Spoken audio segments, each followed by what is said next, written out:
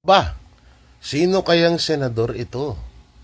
Sabi ni Katunying, aha, ikaw pala ang nagdala ng kontraktor ng project ni Sen Tutut sa DPWH. Tangina. Ito na ba yung sinasabi ko nung nakaraan? Mukhang eto na yun ha. Katunying nga ganito ha. Pero unti-unti na lumalabas din no? Alam nyo kahit papaano si Katunying, ito binabanatan ko din to kasi nga isa to sa alagad ni Marcos Jr. Pero ang ganda rito, kahit papaano, bumubuelta din siya sa mga corrupt at mga,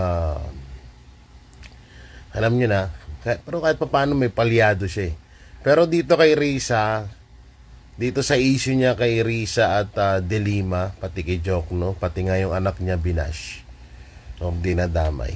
Dito panalo siya rito. Ang tanong, sinong senador etong tinutukoy ni Katunying? Comment down below!